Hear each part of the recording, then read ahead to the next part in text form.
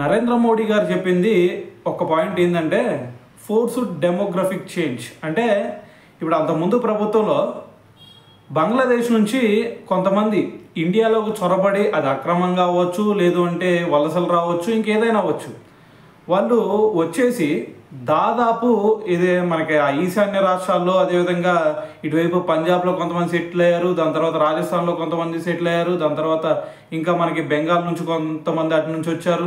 So ఇలా రకరకాల ప్రాంతాల్లో చాలామంది కూడా వచ్చి ఉన్నారనమాట.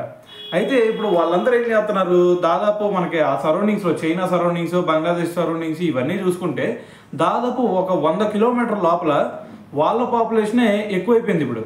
ఎందుకంటే వాళ్ళు అలా వస్తారు, అక్కడికి వచ్చిన తర్వాత మరి ఆ ప్రాంతంలో ఎవరైతే కొంచెం పేదరికంలో ఉన్న మహిళలు ఎవరైతే ఉంటారో సో వాళ్ళని పెళ్లి చేసేసుకోవటం, సో దాని తర్వాత అక్కడ వాళ్ళు సెటిల్ అయిపోవటం. అంటే దీనివల్ల ఏమవుతుంది, మరి పాకిస్తాన్ని ప్రేమించే వాళ్ళ సంఖ్య అధికం అవుతుంది ఇండియాలో.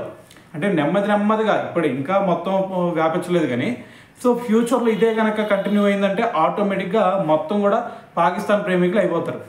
సో దీనివల్ల ఏమైంది, మరి రేపు ఒక ప్లాన్ ప్రకారం సో ఇండియాని డిస్ట్రక్ట్ చేసే ఛాన్స్ కూడా కనిపిస్తుంది. సో మరి దీన్ని అరికట్టే విధంగా ఇప్పుడు నరేంద్ర మోడీ గారు అయితే చర్యలు చేపడతా ఉన్నారనమాట.